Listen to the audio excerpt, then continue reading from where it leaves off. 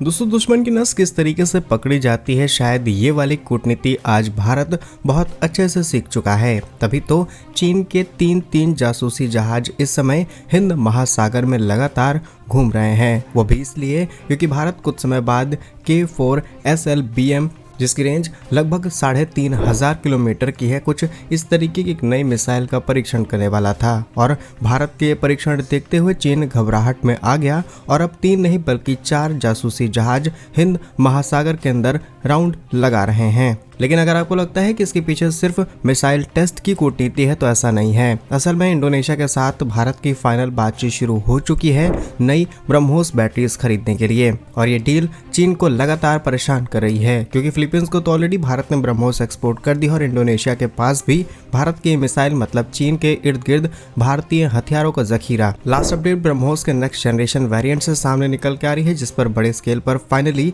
काम शुरू हो चुका है। तो जानते हैं आज की इस वीडियो में तीनों ही इंपॉर्टेंट अपडेट डिटेल्स में। यदि आपको हमारा काम पसंद आए, वीडियो को लाइक, चैनल को सब्सक्राइब जरूर कीजिएगा क्योंकि आपका ये छोटा सा काम आप तक इस जरूरी और सही खबरें लाने में हमारी बड़ी मदद करता है। तो पहले खबर चीन के चौथे जासूसी जहाज से सामने निकल के आ रही है, जहां पर जैसे ही चीन को पता चला कि भारत एक नई और बहुत ही एडवांस मिसाइल का परीक्षण करने जा रहा है जो कि 28 नवंबर के आसपास होना था, उसे अब भारत ने रिशेड्यूल कर दिया है। इंटरनल रिपोर्ट्स के मुताबिक भारत एक K4 SLBM जो कि सबमरीन से लॉन्च होने वाली मिसाइल है, इसका परीक्षण करने वाला था और ये परीक्षण बंगाल की खाड़ी के आसपास होना था और इसके लिए भारत ने प्रॉपर नोटाम यानी कि नो फ्लाई जोन भी डिक्लेयर किया था। लेकिन इसके बावजूद भी चीन अंतर्राष्ट्रीय जल क्षेत्र में लगातार पेट्रोलिंग कर रहा है। फिलहाल इंटरनल रिपोर्ट्स के मुताबिक DRDO ने इस नई मिसाइल को बना करके तैयार किया है, जिसके लिए भारत ने जो नोटाम जारी किया था वो लगभग 3485 किलोमीटर का था, यानी कि लगभग आंकड़ा निकाला जा सकता है कि 3500 किलोमीटर की रेंज वाली ये मिसाइल थी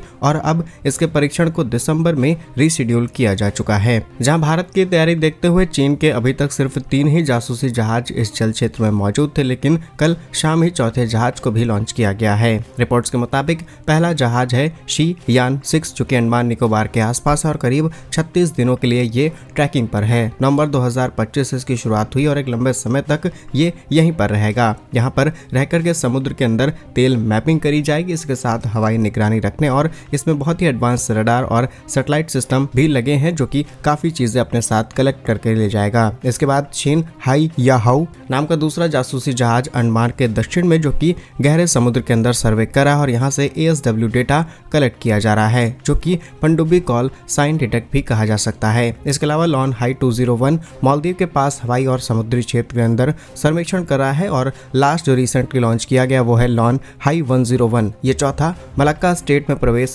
कर चुका है। मल्टी स्पेक्ट्रम निगरानी जिसमें रडार, सोनार, सैटेलाइट ट्रैकिंग और 400 से भी ज्यादा कर्मी इस जहाज पर तैनात है और बताया जाता है कि इसमें बहुत सारे एडवांस साइंटिस्ट और रिसर्चर्स को भी शामिल किया गया है जो कि रियल टाइम इंफॉर्मेशन लेकर के एक पूरी ड्राफ्ट रिपोर्ट तैयार करेंगे आसपास के जलीय क्षेत्र में किस तरीके से मिनरल्स निकाले जा सकते हैं। एंड मे बी भारत अगर इसी बीच परीक्षण करता है तो ये रडार सिस्टम स्कैन करके ये तक पता लगा सकते हैं कि भारत ने किस रेंज की और किस तरीके की एडवांस मिसाइल का परीक्षण किया है। उसके बाद संयुक्त राष्ट्र से लेकर के अंतर्राष्ट्रीय सभी संगठनों में चीन जाकर के भारत के खिलाफ बयानबाजी करने की पूरी तैयारी में है। वहीं भारत के इंटरनल मीडिया रिपोर्ट्स के मुताबिक जो पब्लिक डोमेन में इंफॉर्मेशन है उसके बेसिस पर हमें कह सकते हैं कि भारत K4 सीरीज की कोई न कोई मिसाइल का परीक्षण करेगा। ये एक MIRV परीक्षण हो सकता है। और आपको याद होगा अगस्त 2025 में भी भारत ने करीब 3350 किलोमीटर का नोटाम जारी किया था, लेकिन शाईयान 6 की वजह से इसे टाला गया INS। और उसके बाद भारत ने अपने कई युद्धपोत यहाँ पर लॉन्च किए और इंटरनेशनली भी प्रेशर क्रिएट किया गया, तब जाकर के चीन ने ये जगह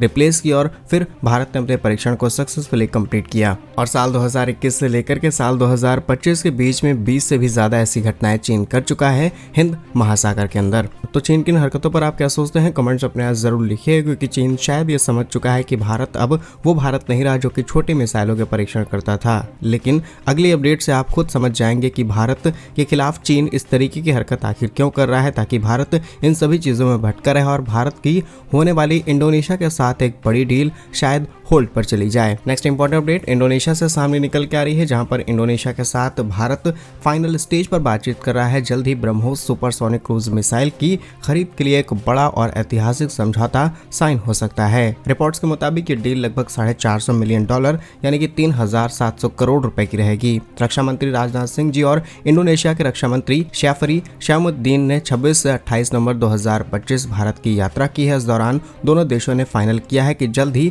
इस समझौते को फाइनलाइज किया जाएगा। इस दौरान इंडोनेशिया प्रतिनिधिमंडल ब्रह्मोस की प्रोडक्शन यूनिट में गया, उसका पूरा दौरा किया, उसके पूरे ड्राफ्ट डिटेल्स सारी इंफॉर्मेशन कलेक्ट की और उसके बाद अब डिसीजन लिया जाएगा कि ब्रह्मोस खरीदी जाए या फिर नहीं। और शायद चीन के लिए सबसे बड़ी डिप्लोमेटिक हार यहीं से हो रही है, क्योंकि कुछ दिनों पहले ही फिलीपींस ने भारत के साथ लास्ट बैटरीज रिसीव की ब्रह्मोस मिसाइल के और करंटली ये मल्टीपल ब्रह्मोस मिसाइल अपने देश के अंदर ऑपरेट करते हैं एंड मोस्टली फिलीपींस के ऊपर चीन का ही डर है और इन्होंने ब्रह्मोस मिसाइल चीन की तरफ ही घुमा करके खड़ी की हैं। ऐसे में चीन के पास एक और देश इंडोनेशिया जिसके पास ऐसी मिसाइलें हो जाएंगी तो भविष्य में चीन के लिए खतरा होगा, क्योंकि अंडमान के पास से ही चीन का मैक्सिमम गुड्स एक्सपोर्ट किया जाता है। चीन के बड़े कंटेनर शिप यानी कि जितना ऑयल से लेकर के इनका गुड्स एक्सपोर्ट है ये इसी रास्ते से होता है। तो डेफिनेटली ये चीन के लिए काफी ज्यादा चैलेंजिंग हो सकता है इन फ्यूचर अगर ये किसी भी देश के साथ युद्ध छेड़ते हैं या फिर भारतीय बॉर्डर्स के आसपास डिस्प्यूट करने की कोशिश करते हैं तो डेफिनेटली भारत इन मल्टीपल एंगल से इन्हें घेर सकता है। फिलहाल करंटली भारत इंडोनेशिया को जो मिसाइल एक्सपोर्ट करने वाला है इसकी रेंज 290 किलोमीटर के आसपास रहेगी और भारत के ब्रह्मोस मिसाइल न सिर्फ भारत की बल्कि दुनिया की सबसे